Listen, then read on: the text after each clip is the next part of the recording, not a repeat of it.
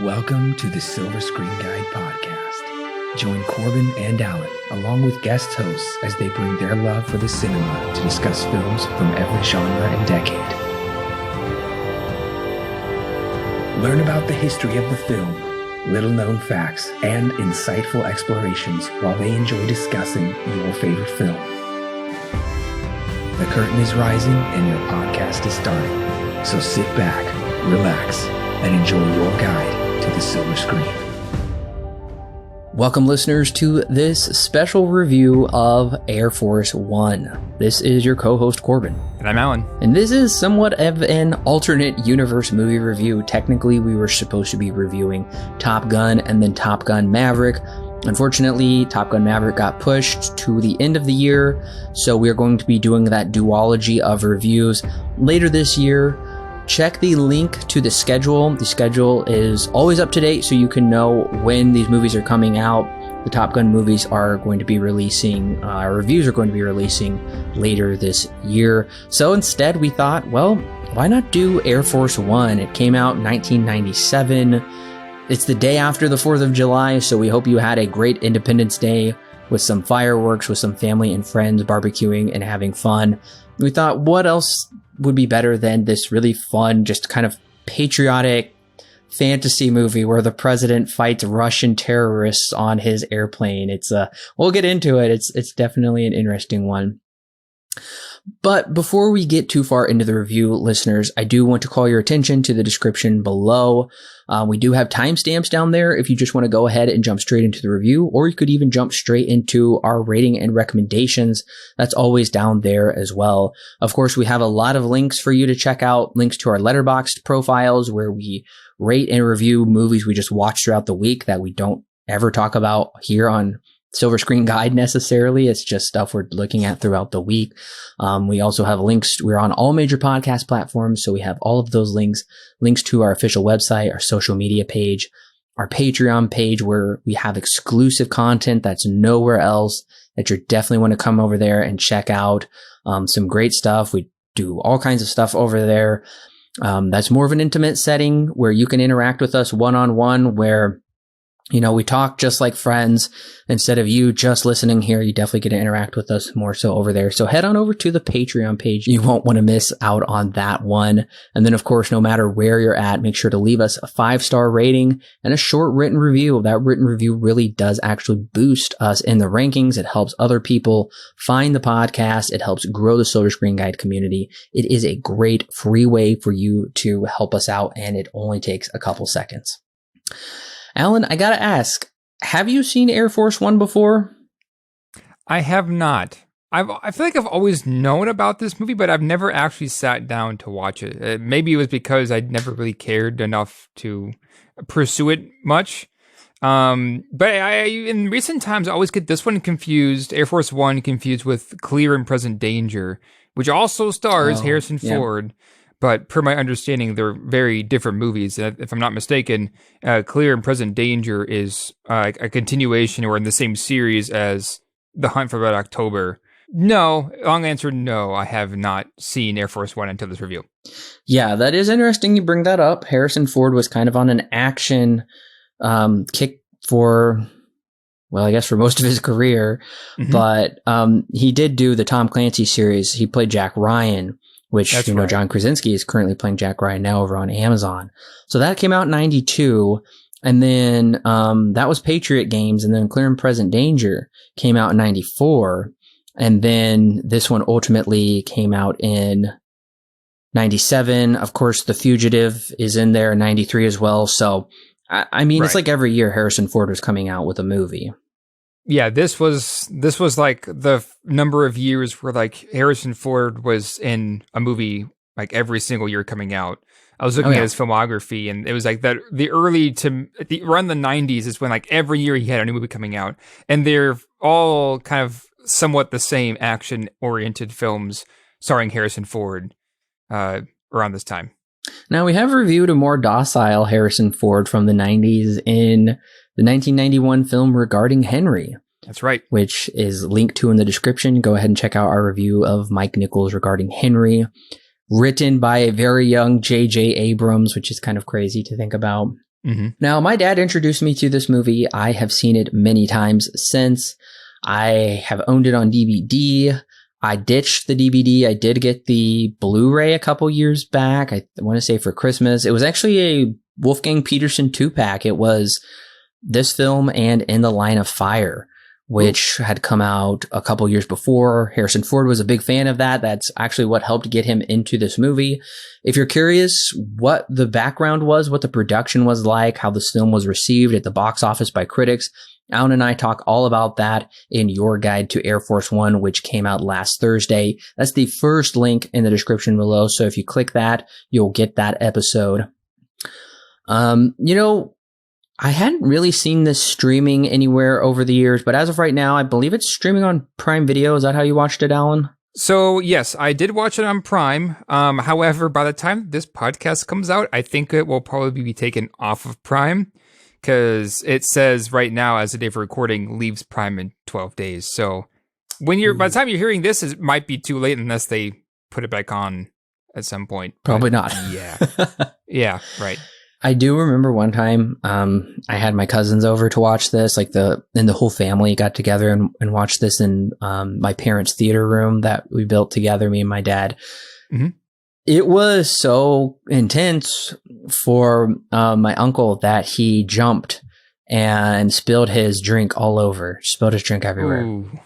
Oh, great. That's just a funny story I associate with that. I'm sure it was over 4th of July weekend or one of the patriotic holiday weekends that we watched it. Mm-hmm. But I gotta know, Alan, would this trailer get you into theaters to see this movie? I don't know. So as of right now, I'm mostly relating this movie to a movie that came out semi-recently in 2013 called Olympus Has Fallen. So I'm relating it to that movie a lot, even though that, of course, at this time, it would not even have come out. Either way, maybe would it get me in the theaters. I think I'd be more curious to see, is this going to take place all inside the airplane, or what's the deal here? So I'd be curious to see if it's an action movie taking completely in the place of an airplane. Maybe I'd be curious enough to check it out. But as of right now, watching it, I don't know. I don't think I'd be too interested. I'm not super into action, anyways, as it is necessarily. So couldn't really say I would be super thrilled to go watch it necessarily. Well, it sounds like we have different reactions to the trailer. Then I get it. So. You can tell. You can tell this trailer's from the 90s. By the way, it's edited. I think it's an incredibly thrilling trailer, especially since it says it's from the director of The Line of Fire. That would be In the Line of Fire. I love that movie. That would definitely be something to get me to perk up and pay attention to it. I think it's a great trailer. I think I've seen very few trailers that are this exciting and intense. Honestly, I'm there opening weekend. I couldn't wait to see Air Force One. Also, nothing else was coming out that weekend anyway, and it's in the middle of summer, for Pete's sake. But for me, it looks very exciting, very thrilling. I'm either going to go see it with my dad. I'm going to go see it with my wife. I'd probably try and get you to come with me. It sounds like you would be reluctant to join me at the theater that weekend. I mean, yeah, maybe if you invited me, maybe I'd go. We'll see. Most likely, I probably would end up at that point.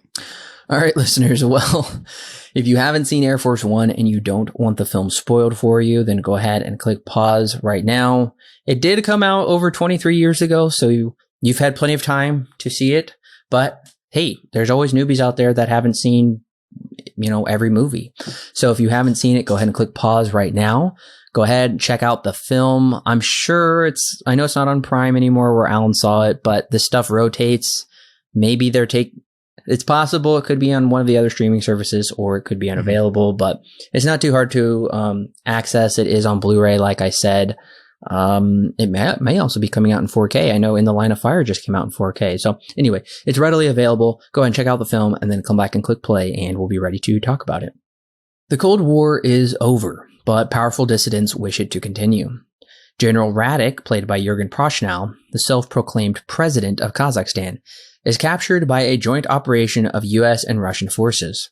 Shortly after, U.S. President James Marshall, played by Harrison Ford, goes off speech when he tells the world that the US will no longer turn a blind eye to the atrocities committed by genocidal dictators around the world. His cabinet isn't happy he made such a bold statement, since they're not sure he can back it up. Later that night on Air Force One, a group of Russian journalists, led by Ivan Korshunov, played by Gary Oldman, hijacked the president's plane with the help of Secret Service agent turned traitor, Agent Gibbs, played by Xander Berkeley. The Secret Service successfully get the president off the plane in a life capsule, but that won't stop the terrorists from negotiating with the vice president, played by Glenn Close, and Slippery Defense Secretary Walter Dean, played by Dean Stockwell. Their demands: release General Radek or else a hostage will be executed every half hour. The only problem is the Russian president won't release Radek because they can't confirm Marshall is alive. He wasn't found in the capsule. The reason being, he never entered it. He hid on Air Force One, not only to protect his staff, but also his wife Grace, played by Wendy Crewson, and 12-year-old daughter Alice, played by Liselle Matthews. When he starts stealthily taking out Russian radicals, Ivan figures he is a lone wolf Secret Service agent. Ultimately, he figures out it is Marshall, prompting him to hold the president's family hostage until Radek is released. Marshall, not one to lay down on a fight, presses the attack on the bad guys, but Ivan threatens to throw Grace out of the plane while he jumps to safety with the last parachute.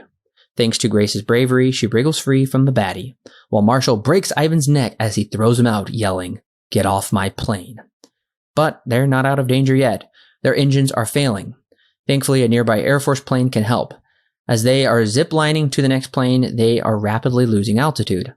Marshall nearly doesn't make it off the plane because Agent Gibbs reveals his true colors.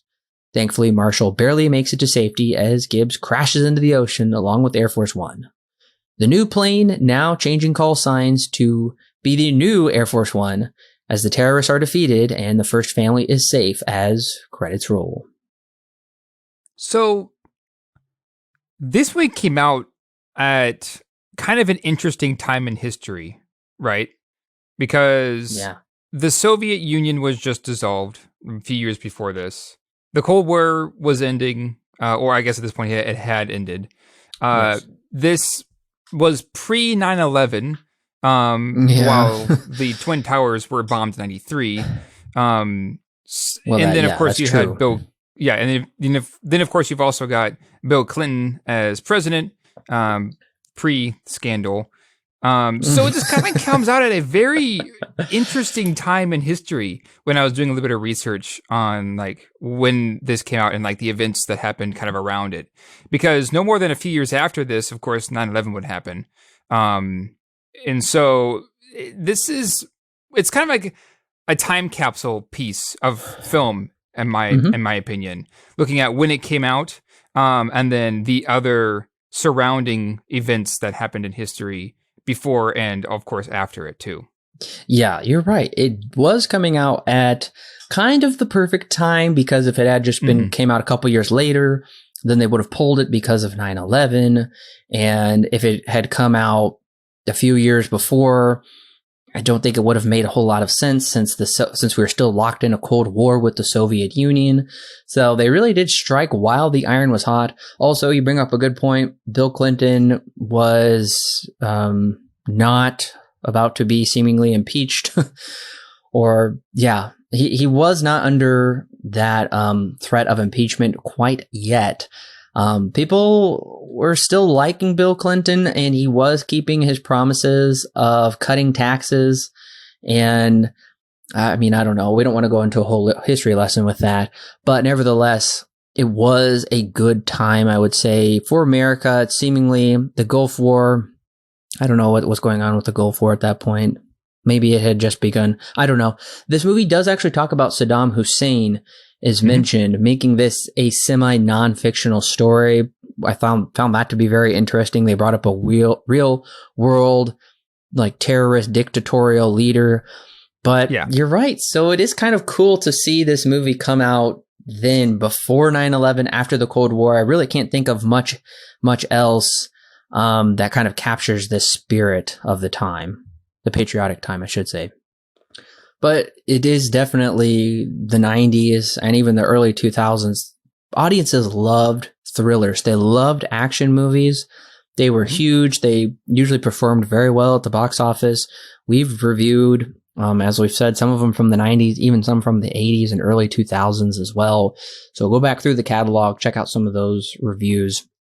It is definitely the time of the blockbuster also, where people are kind of hungry and thirsty for some big screen action. And Wolfgang Peterson really was the guy to do it because he already made the political thriller In the Line of Fire, which stars Clint Eastwood as a Secret Service guy trying to protect the president. He was on Reagan's detail when Reagan was shot. That is a plot point of the movie. It's very interesting. But I think this is also something audiences were kind of, like I said, Reagan had been shot, and Reagan was the two presidents before Bill Clinton.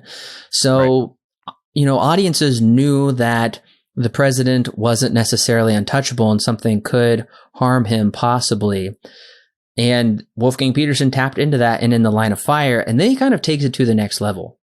What if some Russian radicals aren't ready for the Cold War to be done with, and they hijack the plane? I think that is a thrilling concept. It's a very scary concept as well.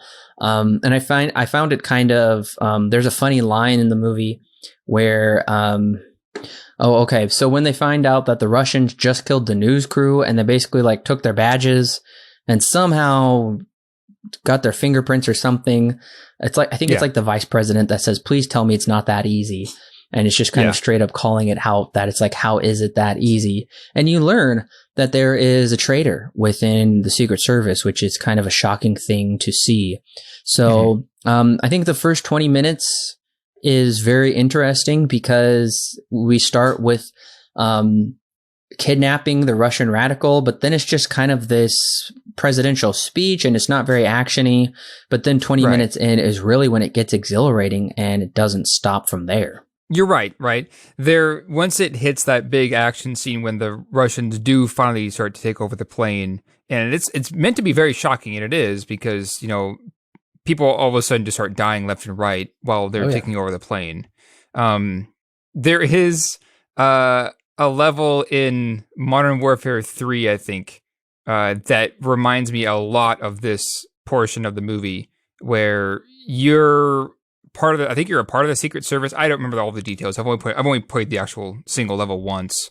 But essentially, you're a part of the Secret Service or whatever. You're the good guys, and some bad guys try to take over Air Force One, and you had to make your way through Air Force One to save the president or something along those lines. So I got a lot of Modern Warfare vibes seeing this scene when they finally do take over the plane, and it is pretty fun to watch. Fun and also at the same time horrific to see them take over this plane. This American symbol that's in the sky. Oh yeah, and I think a lot of video games and movies draw inspiration. And a little bit, I'm going to say how I think Nolan drew some inspiration from certain scenes in this movie. There is some fantastic action in this movie, and it does translate very well into the video game world. Of course, video games were around in the 90s. They wouldn't be able to achieve anything of the Modern Warfare level you were talking about, but now they can. And so it would make for a great video game if they were to make this into one nowadays. I think that would be actually an awesome game, or maybe a VR game as well. Would be very interesting. I will say I think the dialogue was pretty smart in this movie also. It's not just all about the action. There is some bits of humor throughout here that I think are pretty good.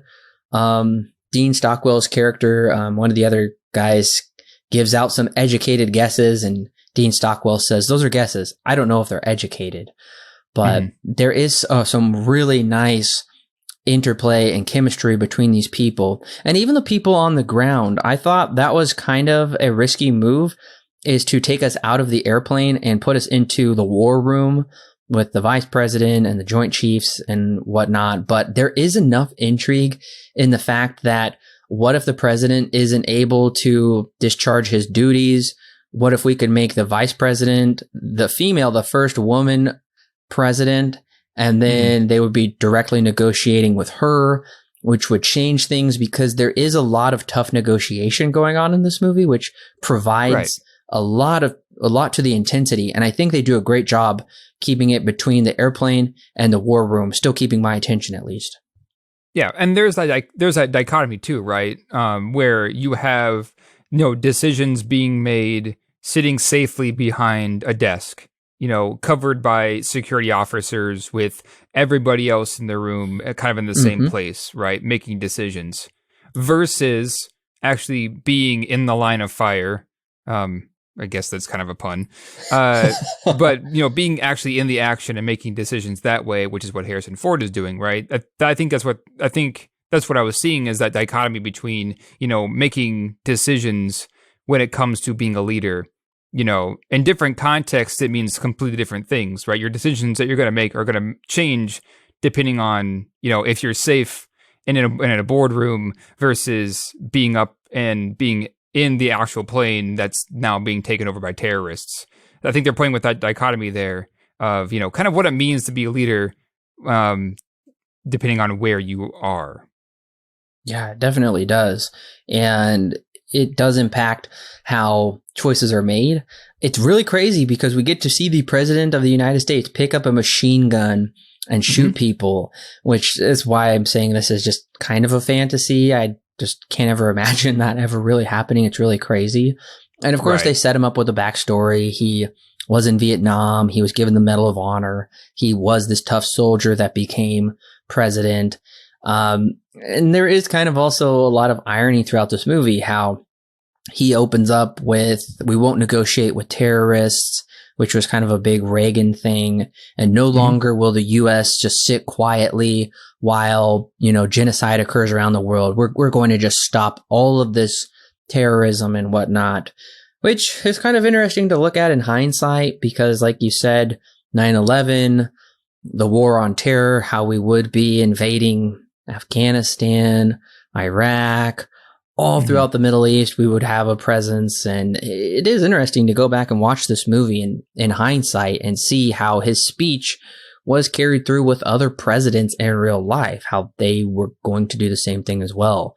But then there's, of course, that irony of, well, his family's life is on the line now, so he does have to give in to the terrorist demands. Of course, the terrorists don't win, but they do a lot to mess with our emotions here with holding these people hostage, and just this really, really intense situation all around.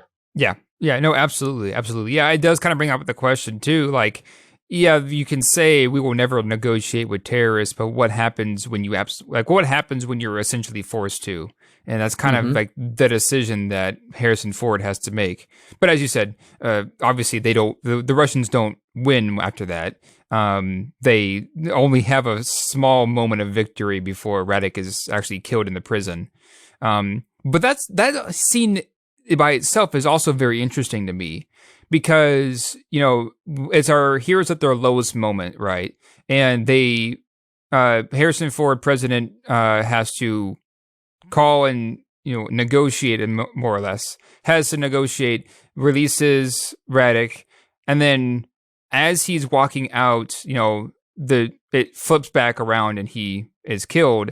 And then it cuts back to that boardroom with the vice president and whoever else is there. And Radek's theme is still playing in the background, but the camera is kind of like spinning around as they're like celebrating in victory. It's this really weird emotion that they build here, I think, and I kind of liked it because it is just, kind of that dichotomy of Radek was killed and the boardroom is celebrating. They got their victory, right? But they also had to negotiate with terrorists, which is what they said they would never do, to get to that victory. Yeah, and the even crazier part is that they're not even the ones holding Radek in prison.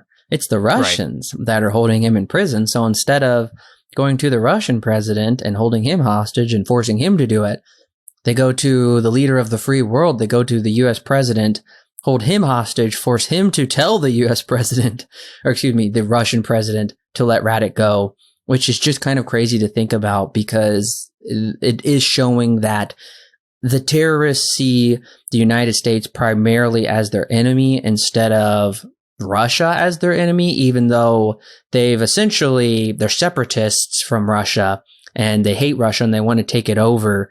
They love Russia, but they don't love these people that are willing to work with the Americans to make Russia a more freer society. I thought that was kind of interesting as well, as they know who really holds the power is the president. And of course, they just want to make this crazy statement that they could do it.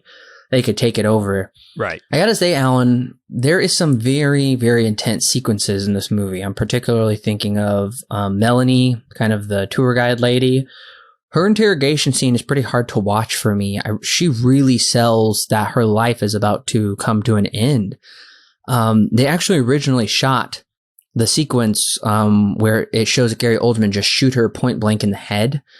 But Peterson felt like it just wasn't right to show that on screen. It was just too far.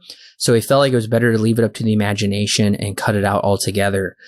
I gotta say, I know we've seen tons of action movies and a lot of more movies that are a lot more, violent or intense or whatever. But did you still find this movie intense, is what I'm wondering. I think there are some scenes where I did. The opening one, for example, I think really kind of drew me in. And I think that one is probably one of the better ones of the movie, in my personal opinion.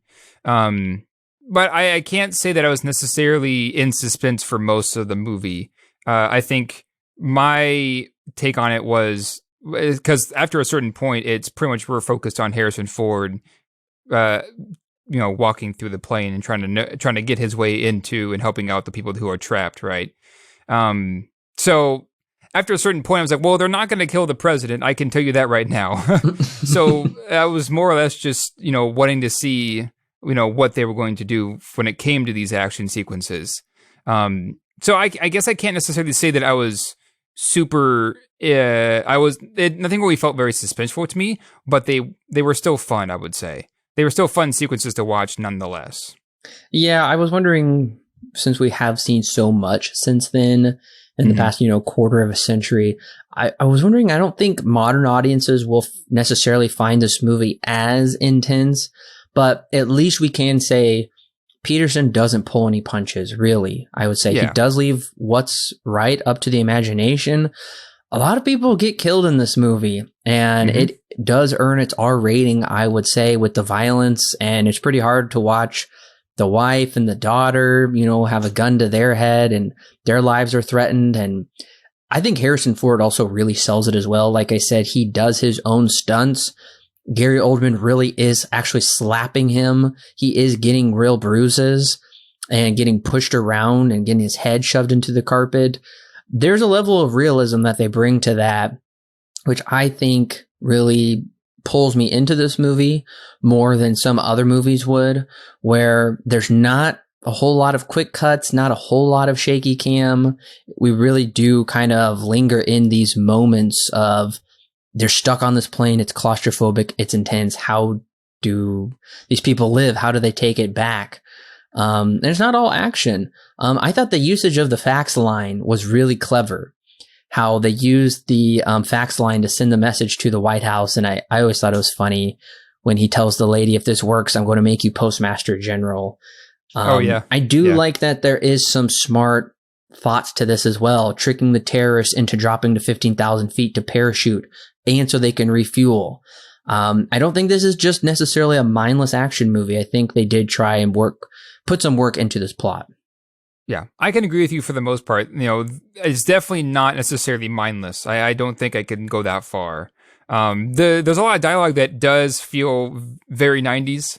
Actually that same fax line that you mentioned, what leads into that is, oh, they cut the phone lines. Yeah, but the phone lines and the fax lines are on two different levels of encryption.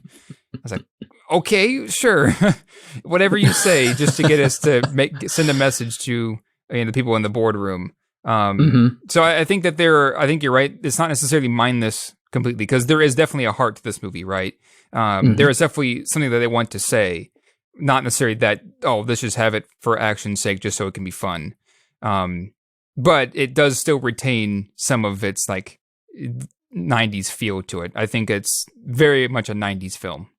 It really is. And I'm honestly not sure if they could make this movie nowadays. They made White House Down, which is more of a parody. If anything, Roland Emmerich did that movie. They did do they did do Olympus Has Fallen, which you brought up, which is very similar in certain ways, but this one is just blatantly pro-American. It's blatantly anti-Russian, pro-capitalist. I mean, Hollywood's really not there right now with this kind of movie. It's really not on board with this kind of stuff. It's very interesting. I mean, it really hasn't even been 25 years ago. And you can see how Hollywood's attitudes have changed towards what movies they want to fund, what messages they want to put in movies. Because honestly, you know, by the end of this movie, when they change call signs to Air Force One, they salute the president, Jerry Goldsmith's score is playing, which I want to get your thoughts on his score because I really like the main theme, especially that main theme. I gotta say, it does give you very much a patriotic sense of it's a very exciting movie. Yeah, no, I absolutely agree. This is very much it's hard to not see that this is an American film. Like, this is an American film all the way through. To its core, it's a purely American film, right?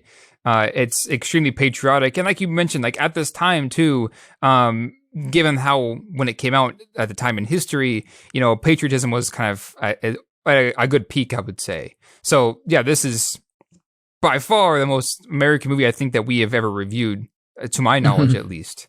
Yeah, probably. Yeah, but I think you're right. You know, when you mentioned Olympus Has Fallen, and like I mentioned it a little bit ago too, they have a lot of similarities.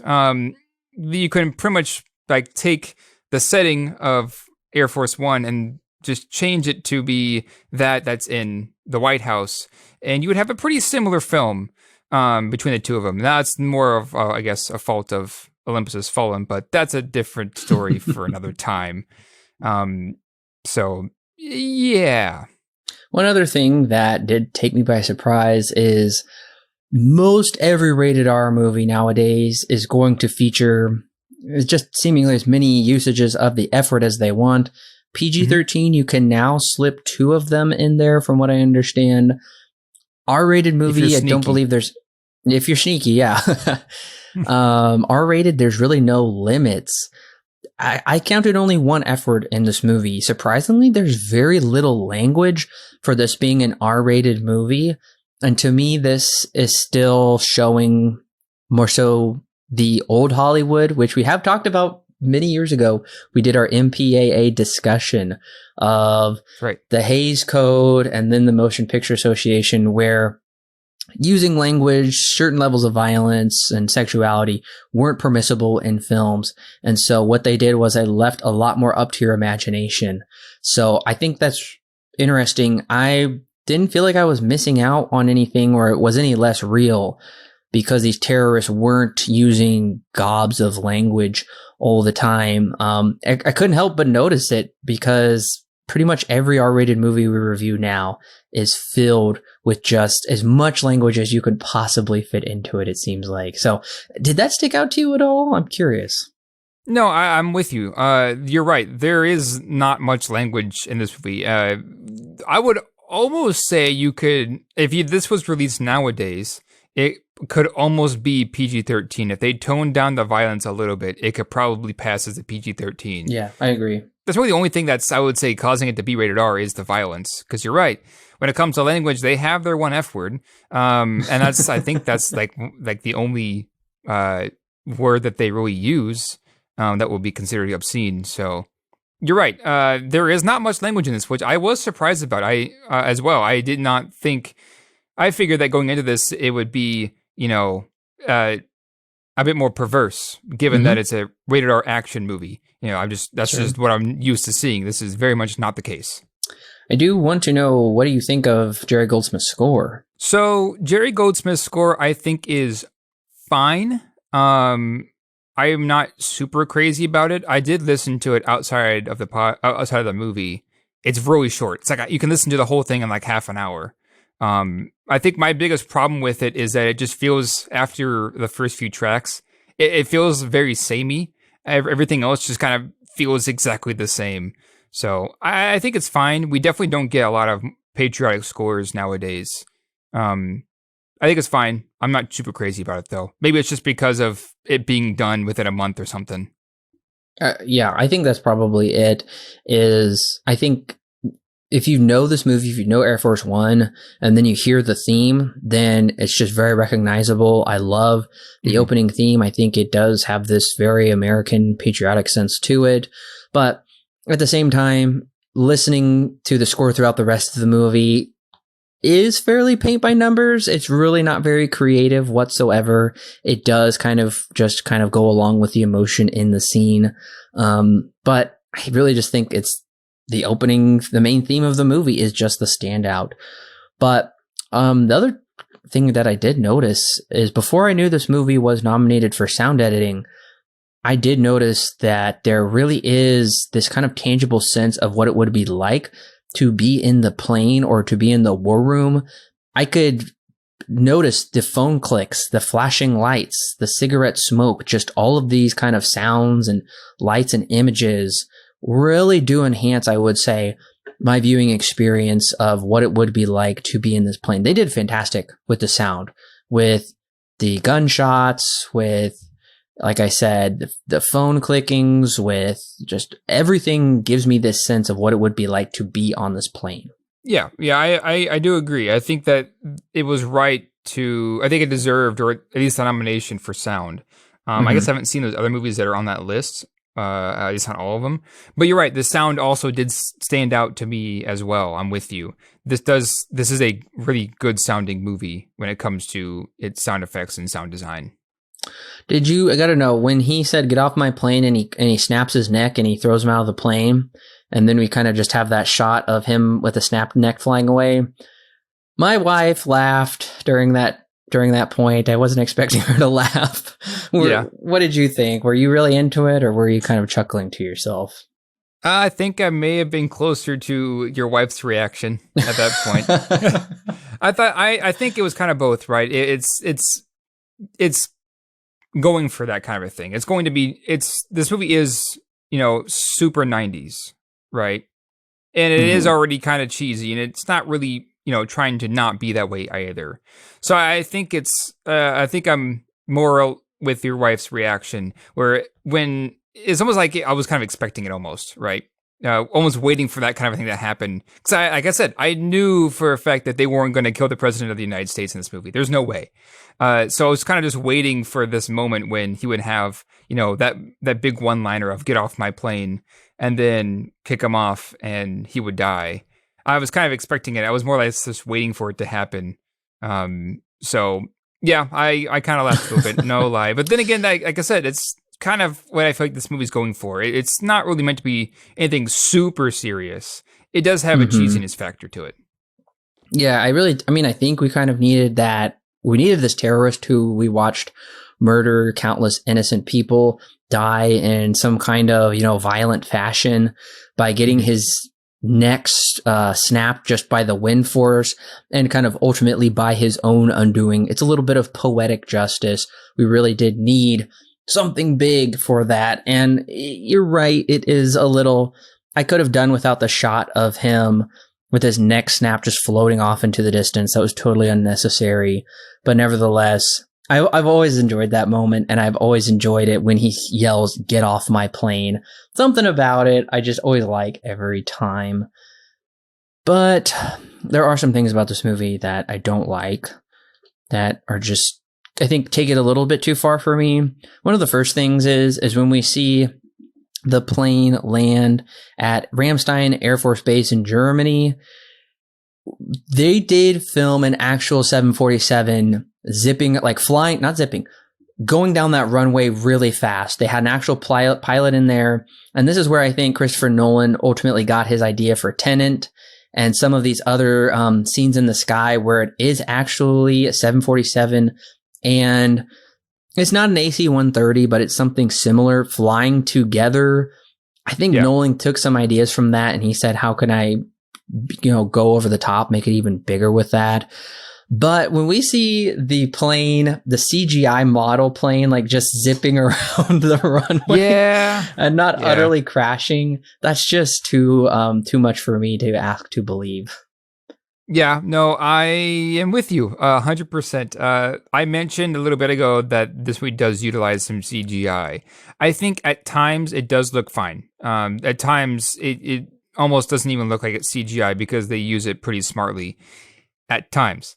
And then you have scenes like this, like you just mentioned, where this giant CGI plane is like flying down this runway and causing all kinds of a ruckus, and it's pretty obvious that it is not real. Uh, that's one of those other things where I'm just like, okay, that's just a sign of the times, I guess. So you're right. Yeah, I think it's kind of funny because when it does a good job, when it does it, when it's good, for blending in seamlessly with the scene, it looks really good, right? The CGI does. When it's not good, when it kind of detracts from it, you can really tell. Again, just the sign of the times. This came out in '97. It had been no more than a few years since I mentioned Terminator 2, which really pioneered that kind of a thing. It had only been a few years since that, so it's not like it was anything, like it is today, to be fair. Yeah, I mean, it's just hard because it's like as the years pass, the closer you are to it, that's just the standard. So it's going to look great because it's something fresh, it's new, that's the standard. But as the standard moves up and that stays behind, it's pretty obvious how much it doesn't look real, because I don't think I ever thought too much about it until this viewing where I can really notice it now. I mean, I want to give a compliment. I think it's filmed very well when it really is that plane flying down the runway just at super high speeds and cars are driving by it. They did use a real plane for that. I was very impressed with that. But, at the very end of the movie, when the plane crashes into the ocean, it was funny to listen to the commentary because it wasn't just Peterson. It was also another guy kind of interviewing him. And the guy was like, incredible. He's like, I can't even tell that I thought it was a real plane. It's indistinguishable from the real deal. And they said that so many times, how the CGI was, it just looked completely real. Like they couldn't even tell. They thought it was a real plane crashing into the ocean. It's obviously not. It's just funny to hear that. It's just funny. Yeah, I totally forgot about the plane crashing in the ocean. But yeah, similar to when it was tearing apart the runway, that I think even looks even worse, to be honest with you. When it does hit the ocean and stuff, that's probably the biggest sign of how old the CGI is. Yeah, and like we get that close up of the plane clipping through the trees down on the ground, and it's just these CGI trees. It looks really bad. Yep. Yep. I should say though that when we see the plane in the sky, like with the jet fighters and whatnot, that's a combination of three things. The clouds are always real. The clouds are not creation. They really did shoot those clouds during the daytime, and then they just turned down the lighting for it to be night. The plane is actually a model. It's actually a physical model.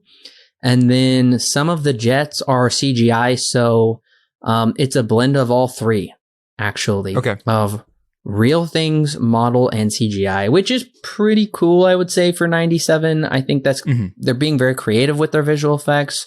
Clearly not good enough to get nominated for an Oscar. I don't even know if they did the visual effects Oscar yet. I know we've had that conversation before, but it's not terrible. Yeah, I wondered if they used a model. I wondered if they went down that route. I mean, it makes sense.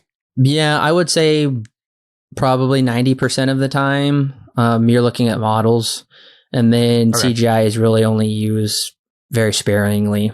I gotta say, I'm kind of disappointed. I think Gary Oldman's accent is good at times, but I do feel like sometimes he kind of slips out of it, or he can't quite make me believe he's a Russian. I understand that's probably going to be a nitpick for some people, but I get it. It's hard to do a Russian accent. They did have an accent coach on set helping him through it, but I could tell, I thought sometimes he slipped out of it. So I just don't know why they chose Gary Oldman to be Russian. It seems weird. Yeah, and that kind of leads into one of, I guess, it's kind of a negative. I guess just something that I just noticed. Gary Oldman. So this is kind of a star-studded cast, right? Like we have some pretty big actors and actresses in this movie. Obviously Harrison Ford, Gary Oldman too.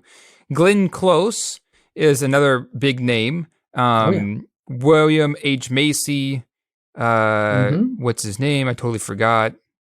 You get the idea, right? This is a star-studded cast, but I don't think I ever,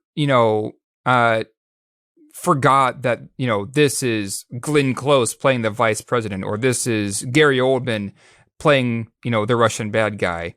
I always knew that, they're actors. They never really found their roles to be necessarily anything transformative. I guess at the same time, that's not really what they're going for. This is a very American movie, to be fair. And what they're going for is to have just a lot of fun with, some big name actors. So I don't think that they were necessarily going for, a performance to get them an Oscar or anything. But I couldn't help but not see Gary Oldman as Gary Oldman or Glenn Close as Glenn Close in this movie. Well, according to Peterson, he thinks they should have been nominated for Oscars. Yeah. Because he says they were that good. But you're right. I think Gary Oldman, has improved vastly in his acting career. We just saw him play Winston Churchill in The Darkest Hour. He absolutely deserved to win for that. We did cover that in our Oscar review, where we talked about the post-Oscar discussion. He does a great job in that. I just think he's not quite totally believable here for me, which is interesting because Jürgen Prochnow, General Radek, he is, I don't know, he's from Germany or Russia or somewhere close over there. All of the other terrorists are, from what I understand, are actual Russians. And when they filmed the prison scene in Ohio with Radek, those people singing on the intercom and, singing in the jail cells are actual Russians. They just found a lot of Russians in Ohio that are doing that. So it's like everybody's Russian except Gary Oldman here, which is kind of weird. But I get it. He's a great actor. I just not totally into it. I do think this movie tries to manipulate our emotions a little bit too much. It gets a little sappy for me when he's tickling his 12-year-old daughter and she's like, I'm 12, Dad. When are you going to let me go to the refugee camps? And I'm like, oh, okay, we get it. I think you're right. The family is a big point of contention in this movie, right? The family is like the thing that Harrison Ford is most concerned about. But I feel like after like the opening scene, they don't really have much to do. The mom and the daughter, it's almost like they're like basically helpless for the entire movie until Dad comes and saves them. I found that to be, kind of, I guess, funny, maybe a sign of the times. I don't know if that was necessarily a trope of the 90s or whatever, but the family, for as big of a thing that they are to Harrison Ford, the movie does not really do much with them, I felt. No, they're just there to create emotional tension. And I know it kind of frustrated my wife at the very end when she gets away from the terrorist and she grabs his gun. She's pointing the machine gun at the terrorist. She never does anything. She doesn't shoot him in the leg. And my wife's like, oh, so she just pointed the gun at him and did nothing with it. And I'm like, well, I get it. The filmmakers don't want to undermine the president's victory over him being the one to kill the terrorist. But you do set the wife up in a essentially pointless situation where she doesn't achieve anything. And the daughter is definitely not going to achieve anything whatsoever, except just be emotional pawns for us to be worried about throughout the movie. Right. And this is probably my bigger thing. There's a certain movie that I haven't mentioned yet. I was wondering if one of us had mentioned it before this. There's a certain movie that stars a much different actor called Die Hard that I could not stop thinking about in this movie. Because when it's all said and done, this is very much a movie that's Die Hard, but in a plane. Because you have Harrison Ford is really more of Bruce Willis. Then you have Gary Oldman, who is very much Hans Gruber. There's a lot of similarities between those two movies. And of course, Die Hard came out a number of years before this. I think almost 10 years before this. I could not get Die Hard out of my head watching this movie. There's a lot that's very similar between the two of them. And this one just kind of feels like a more cheesier, more patriotic version of Die Hard in a lot of ways. Oh, yeah, you're totally right. Very much that Die Hard feel. I mean, I really think they're trying to just tap into that, even though you're right. Yeah. It's been almost 10 years later. But like I said at the beginning, this was what people wanted when they went to see these blockbusters at theaters I mean, this movie is like really crazy at times when like that fuel tanker blows up in the sky and they have a dogfight with General Radek's guys at the very end of the movie. And first of all, they're shooting tons of bullets in a pressurized airplane. And they the bullets never go through the hole. It never depressurizes the plane. It never causes any issues. First of all, you have to suspend your disbelief right there, is that they can shoot guns as much as they want in an airplane, which you just, no, you can't do that. I mean, as far as I know, you can't. To be fair, the lady did say that it's all bulletproof. So there's that, I guess, that she explained to us, she explained to Gary Oldman and his crew, but really she's explaining it to the audience, I guess. Yep, you're right. The plot is completely airtight. You're right. Perfect. That's it. There's a lot you have to just kind of go with. But I mean, the movie ultimately is meant to just have fun, meant to excite you, meant to be patriotic, meant to just be rah-rah. I mean, it came out, 23 days after the 4th of July, that's mainly the point. Yeah, I mean, and even like the end of the movie when I can't help but kind of laugh watching Harrison Ford flail around in front of a green screen with wires suspending him in the air. And then you get to see this dumb shot of the bad guy crashing into the ocean. It's a terrible CGI shot.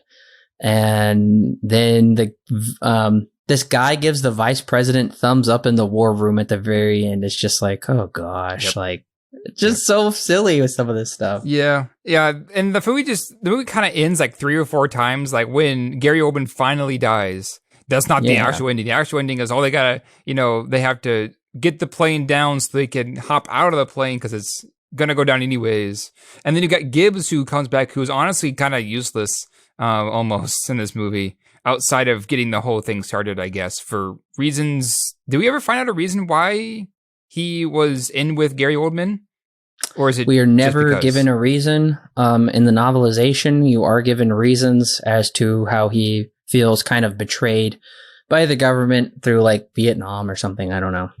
Okay. Well, glad that was explained to us. Either way, Gibbs was kind of a useless character anyways, so it's kind of fun to see him go down in like a really cheesy way, but there is one shot when they're trying to get guys down to Air Force One and they hook up the second guy and they just kind of push him off the plane and he's dangling by a hook that's hooked into his back right behind his neck and he's kind of just like flopping around as he's like descending down into Air Force One. That got a pretty big laugh out of me. Yep. That was all CGI. They filmed it for real, I think, and then they CGI computer, they inserted it digitally, so it doesn't look very good at all. Because those are real planes, and they just digitally inserted a real shot of a guy, so it looks bad. You're right. It looks really goofy, how it's just flailing all over the place for who knows what reason. Yeah. But, I mean, but Alan, it's the 90s. What can we expect? This is also true. Yeah. That would be an interesting discussion for another time about how world events shaped movies, because definitely after 9/11 you could see how things became much more serious in movies. And they weren't having as much fun as they were here in this movie. Mm-hmm. Well, are we ready for our conclusion? I think so. Alan, I'm curious because I think you could go either way. I don't know. What is your rating and recommendation for Air Force One? As I mentioned at the very beginning of the discussion portion of this podcast, I think what really brought me into Air Force One is the time that it released. And we already talked about this kind of ad nauseum, but it is very much a time capsule movie, I feel. And that's to its benefit too, right? Because it's a rare occasion to be extremely patriotic, and actually have the audience accept that, especially at a time now where that kind of a thing might be met with more controversy, right? So it's kind of interesting to see that kind of a thing be pre 9/11, but post Cold War, post USSR, all that stuff. So, like I mentioned, coming out is a very much an interesting movie just when it came out. It's a time capsule film. I think it is, unfortunately, a very interesting movie in the vein of it's very much Die Hard, but in a plane. And like I mentioned, I could not get Die Hard out of my head watching this movie. It does have some interesting sequences. It is, I would say, when it's all said and done, I think it's just a fun movie to watch. I can agree with you on that one. And it is meant to be that way. It's not meant to be anything really super serious. So I think it's fine. Overall, I think Air Force One is fine. But I'm not like super crazy about it necessarily. So I'm going to give it a 5 out of 10, but I'm still going to give it a recommend. I think it still has enough there, especially, like I mentioned, being a time capsule, something that we don't really see too often just in terms of how patriotic it is or et cetera, like we've already talked about. I think that there's enough there to definitely warrant a recommend. You're on the edge, though. You got pretty close. Air Force One is a blast of a patriotic movie. Sure, it's total fantasy having the president fight Russian terrorists teetering on the edge of Air Force One, but you don't come here for the political intrigue. Rather, you're here to see the U.S. kick some butt.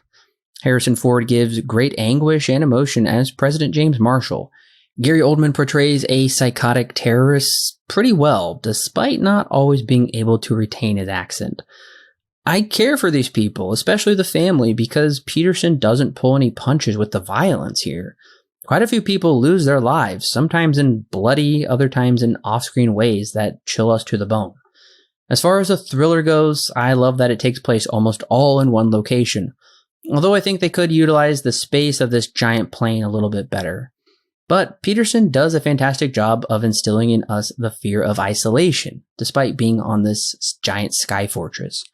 While it's not the best thriller and you do have to suspend your disbelief for some things, I think most will have a blast with Air Force One. I know I always do. Air Force One receives 7 stars out of 10 with a solid recommend. Well, Alan, is this going to be a pickup or pass for you? I don't know. I guess if I find it at a pretty cheap price, I might pick it up. Like I said, had the DVD for many, many years, and I upgraded to the Blu-ray, so I'm glad it's in my collection. I think this is just a really fun movie to watch with other people, especially kind of around more so patriotic type holidays. I think it's just probably best to watch with those people, so I'm glad I have it in my collection. But, Alan, what other film or TV shows, or video games even, do you recommend our listeners check out after this one? So I have a number of recommendations we've already mentioned, actually the majority. Yeah. I have 4. We've already mentioned 3 of them. Die Hard, obviously. No really need to justify myself there, I don't think. The Fugitive, which is what Harrison Ford had done before this movie, a few years before this movie. And that was kind of what I remember being a big breakout movie for 90s. Not necessarily for Harrison Ford himself, but a big surprise. Olympus Has Fallen. I don't think I necessarily need to justify myself for this one either. It's very much the same premise of they are attacking the Americans, or they're attacking Americans head on, with their patriotic system. But this time it's in the White House instead of in a plane. The last one is Nonstop, which is not necessarily political at all. It stars Liam Neeson. It also takes place entirely in a plane with terrorists and whatnot. But that one's a more modern take on it. So those are my 4. Alan, I really would be curious for you to watch In the Line of Fire, because it did come out 4 years prior. It has a 96% certified fresh on Rotten Tomatoes. Yeah, I am curious. I've always known of Wolfgang Peterson, but I haven't seen a whole lot of his stuff. So after watching this, I am curious about that movie, In the Line of Fire. Yeah, I was kind of surprised because I came to realize I own like half of his movies, or like almost all of his movies. Yeah. I didn't even realize that. He did Troy. He did The Perfect Storm. He did a lot of stuff you wouldn't have suspected that he did.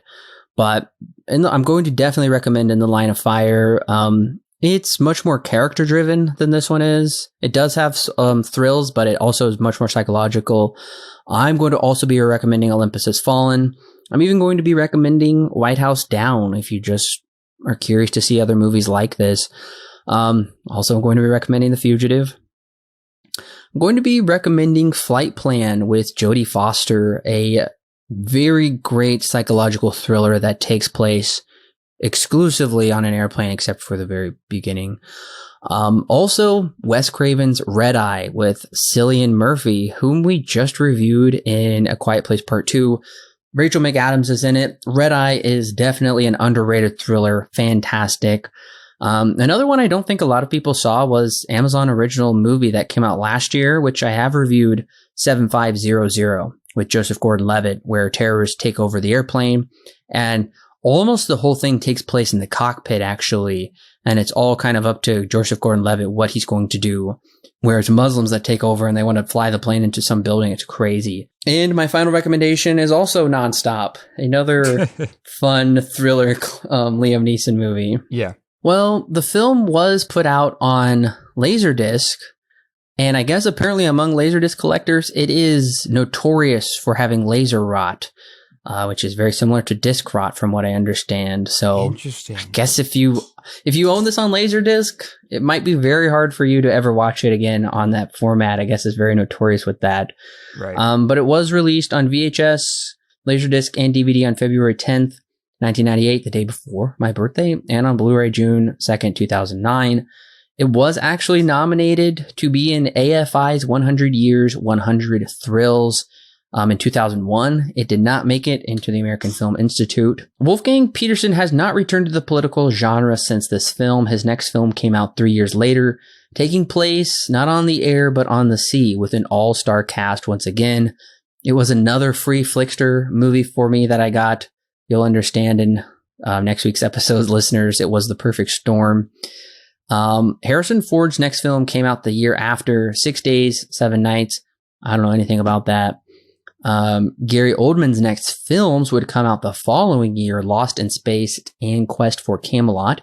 He voiced an animated character, and I think that one's kind of a forgotten animated film more people should check out. Both Ford and Oldman's next films were poorly received, especially compared to this one. So the question after the show, listeners, is, would you want Harrison Ford to be president of the United States? If he's anything like this guy, then yes, I would want President Marshall to be president, because he is definitely pretty awesome. I'd be curious to see what it would be like to have an actor as a president, because we've had actors we've had actors be governors, like Arnold Schwarzenegger, I think, is probably the most popular example. It'd be interesting to have an actor as a president. Ronald Reagan. That's true. No, you're right. Yeah, I totally forgot about that. You're right. Ronald Reagan was an actor and who became president. That is true. I guess it's just definitely not as often, maybe, as becoming governor, which is not as hard, I suppose, than becoming president of the United States. You're right. I totally forgot about Ronald Reagan. I learned that from Back to the Future. I totally forgot about it. Well, listeners, we want to know what you think. Do you want to see Harrison Ford as president, or maybe more so, do you want to see President Marshall as president? I would be curious to know that as well. Alan, thanks for joining me. Sure thing. Well, listeners, once again, we hope you had a fun Independence Day weekend with your family. Maybe you watched Independence Day. I know that one's just kind of a fun one to watch around this time. It doesn't quite hold up, but it is definitely a fun one to check out. So I know I had fun watching this movie, and hopefully I had fun with my family. I don't know. We're recording this far in advance, so who knows? Who knows how good my 4th of July went? Yeah. But my wife's got to go to work. She's a nurse, so I'll just be by myself probably for most of the day. Anyways, we will be coming back next week with Space Jam, another 90s movie. We're not out of the 90s yet. And then we will be jumping into the 2000s with Looney Tunes Back in Action, and then concluding our Looney Tunes trilogy, you could say, with Space Jam: A New Legacy, the brand new 2021 film coming out here in just a week or two at this point. I'm curious to see that movie and how it holds up with the 90s version. Oh gosh, it's been so long since I've seen Space Jam. I'm curious to see how my thoughts have changed, especially with the SSG goggles on. Yeah, I think, and I'm not even exaggerating here. I think it's probably been about 15 years since I've seen Space Jam. I know it's become a pretty big meme as of the last few years, but I haven't watched it for a long time. I've got you beat, Alan. I remember the last time I watched it was exactly 20 years ago. So I didn't remember a dang thing about it. We're going to talk about it. You're not going to want to miss that episode. So if you haven't already subscribed, make sure to click subscribe no matter where you're at. Share this episode with your friends and family. We love talking about movies and we love talking about them with you. And we'll see you next week with Space Jam, listeners.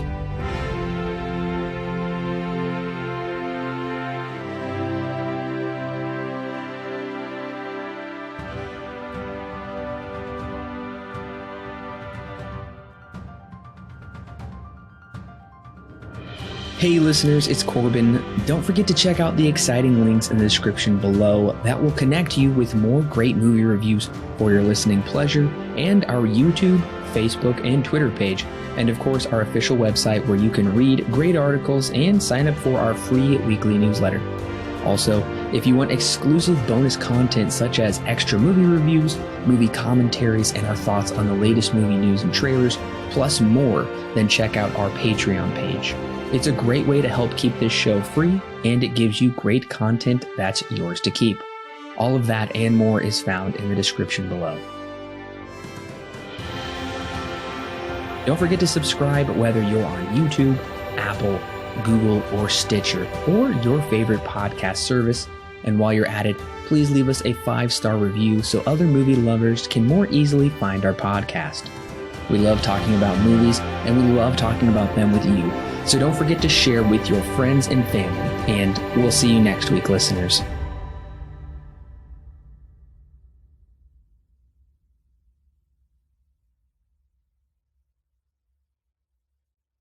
The Silver Screen Guide podcast is edited and produced by Alan and Corbin. Intro and outro music is created by Thomas Rankin. The thoughts and opinions herein expressed are those of the individual and do not necessarily represent those held by Silver Screen Guide. Silver Screen Guide is not affiliated with any company or individual involved with the creation of this movie or TV show. No portion of the podcast may be used without express written permission from Silver Screen Guide. Yeah, it is on Prime as of right now. I think, hang on, let me check and make sure it's not leaving soon because it might actually be. Let me go check real quick. That is why you pick up the Blu-ray, everybody, so you don't have to worry about it. 1 sec. Consulting. Okay. How long, what day is 12 days from now? I don't know, probably the end of the month. Well, when does this comes out July 5th, by the way. Oh, this episode's coming out July 5th. This will be gone by then. Okay. Oh, okay.